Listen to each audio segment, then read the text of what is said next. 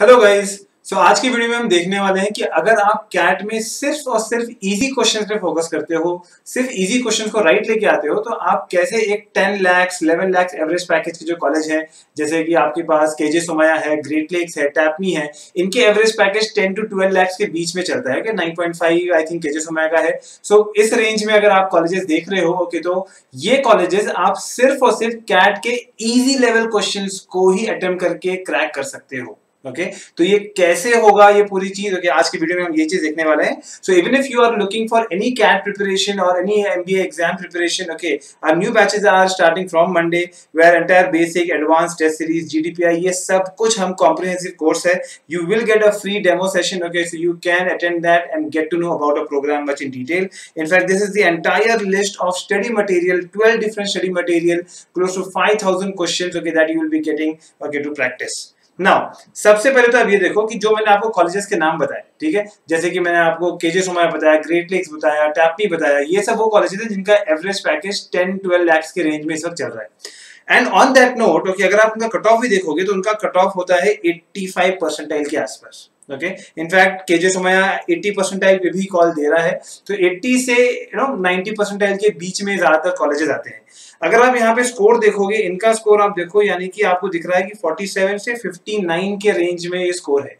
अगर आपका overall score 47 से 59 के बीच में लास्ट ईयर आया, ये कैट 21 का मैं आपको बता रहा हूँ, कैट 21 में अगर आपका स्कोर 47 से 59 के बीच में आया था, दैट मीन्स आपका 80-85 परसेंटाइल के आसपास आपका पर्सन ओवरऑल जो फाइनल परसेंटाइल आएगी वो होगा।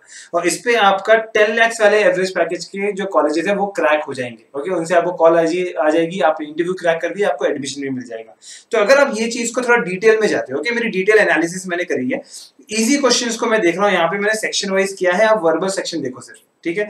वर्बल सेक्शन में there was 7 easy questions out of the 24, because सबसे हेवी सेक्शन जो था लास्ट ईयर वो 24 सेक्शंस का वर्बल सेक्शन ही सबसे हेवी था इसमें से, लेकिन उन्होंने इजी क्वेश्चन सिर्फ 7 ही दिए थे। Okay, close to 10 questions were moderate level, 7 questions were difficult. तो ये डिफिकल्ट वाला पार्ट तो मैं हटा दे रहा हूँ, I am not even considering that.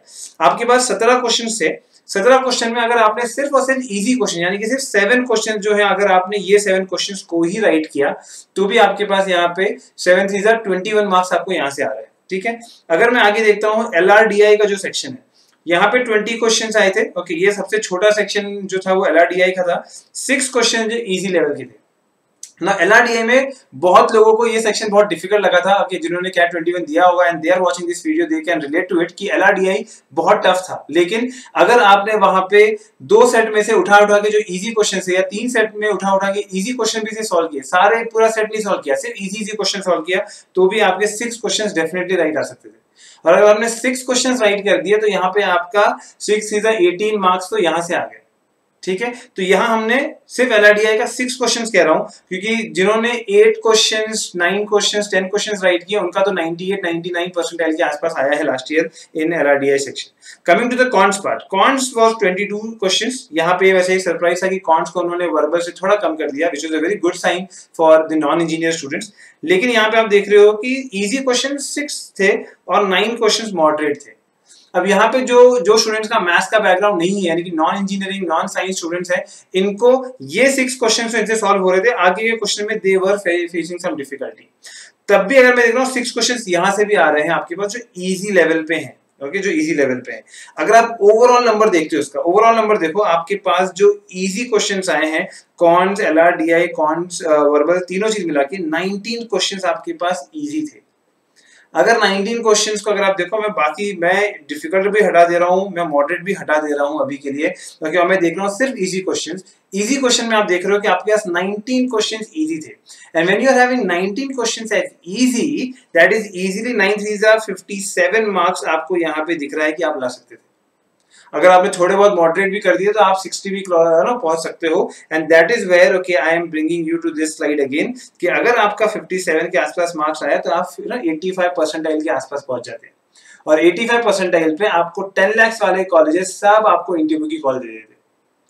So understand CAT is a easy game. I mean एक डिसेंट लेवल कॉलेज निकालना तो कोई बड़ी बात नहीं है। Okay, if you are a non engineer, okay, आपको 85 परसेंटाइल में no some of the baby IIMs भी कॉल दे सकते हैं। अगर आप किसी कैटेगरी में हो, एससी हो, एसटी हो, ओके, ओबीसी हो, तो आपको 85 परसेंटाइल में काफी सारे बेबी आईएंस कॉल दे देंगे। तो आप ये समझ के चलो कि कैट इजी क्वेश्चंस अगर आप देखोगे, which is if you see the overall number, okay, that is 19 out of 66 questions, 19 questions, okay, were easy।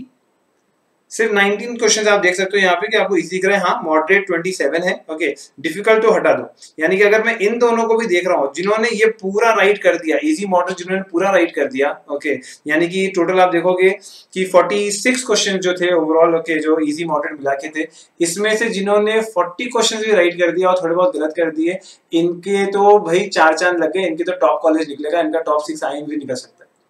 So difficult को हम गोली मारते हैं, इजी मॉडरेट पे हम फोकस करते हैं, ओके, और उनको राइट लाने का देखते हैं। अगर आप 10 lakhs 11 lakhs 12 lakhs कॉलेज की बात करो तो वो तो आप समझो कि बहुत ही इजी लेवल पे है, सिर्फ और सिर्फ इजी क्वेश्चन सॉल्व करके आना है।